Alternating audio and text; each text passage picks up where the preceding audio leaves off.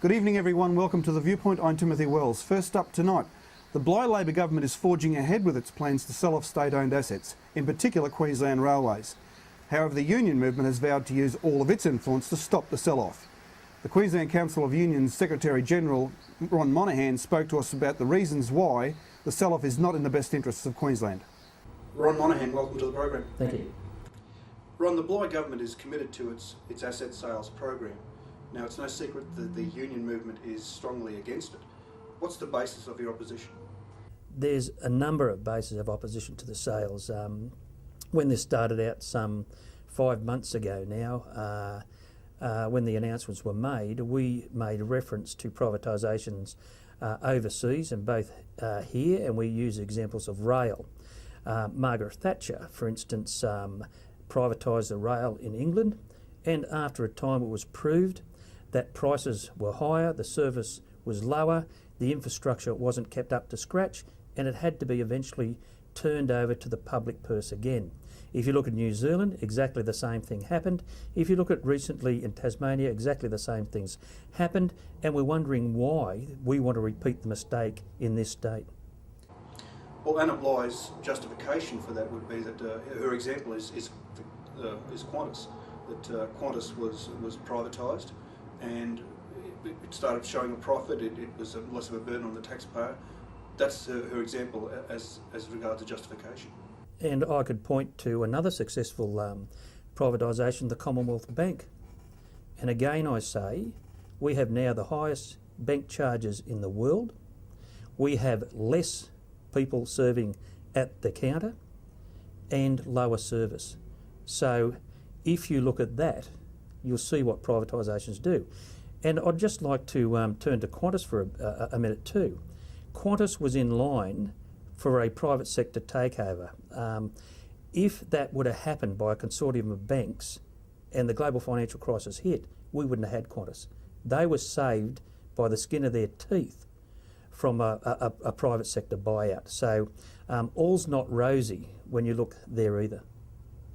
So in other words, you'd reject the Bligh government's justification that state-owned enterprises, when they're sold off, they usually result in better services, lower prices and a better outcome for the economy of Queensland. No, I reject that, and as I said, we've looked at examples overseas. We've looked at examples in New Zealand with the rail, we've looked at examples in Victoria with rail, Tasmania with rail, and we don't believe that is the case. So the main reason that the Bligh government has stated the asset sales are important is to shore up the government's balance sheet. The government says it's lost a lot of revenue due to the global financial crisis.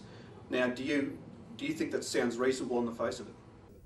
Well, we then turned from looking at examples overseas on privatisation and what they delivered to the claims of the government, well, you've got no alternative. And we had a study commissioned, and that study was done by Professor Bob Walker and Dr. Betty Walker.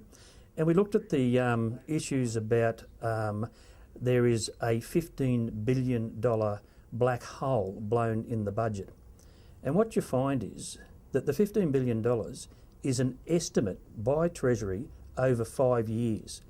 And magically, this has been a $15 billion hole in one budget. Now, we reject that out of hand.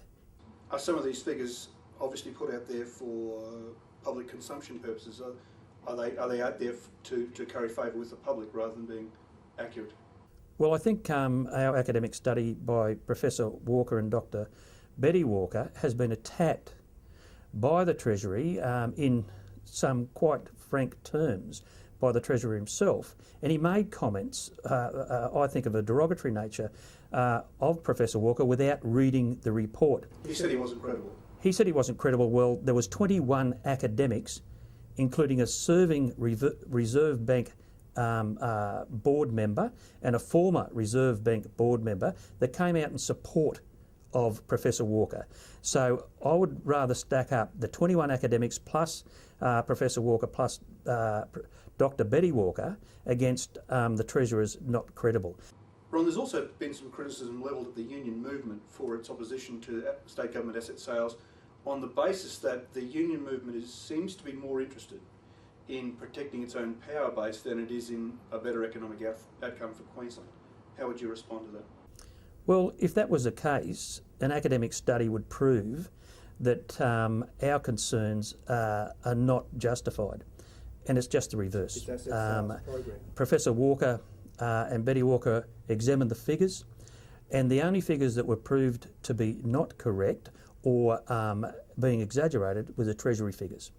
But quite apart from the financial aspect of this issue, some criticism has been levelled at the union movement, saying that you're more interested in the continuance of your membership and the continuance of your power base as far as union membership is concerned, and that's your priority rather than the economic outcome. Well, if you look at rail again, rail is a large employer. Some, off the top of my head, 7,000 employees are affected by this. Certainly, we unashamedly defend the rights of those workers to enjoy the conditions, the wages and the employment they've got now.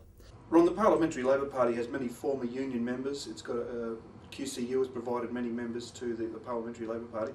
Are they going to toe the party line, or are they going to follow their union sympathies? Well, we've supplied the report by Professor Walker and Betty Walker to every one of the Labor members of Parliament. We've said our argument is on a far broader basis than some make out, and we say that look at the report and prove us wrong. Ron Monaghan, thank you for talking to us today. Thank you. Ron Monaghan from the Queensland Council of Unions. Coming up after the break, we talk to David Caroli from the University of Melbourne about all things climate change and the Copenhagen Summit. Stay with us.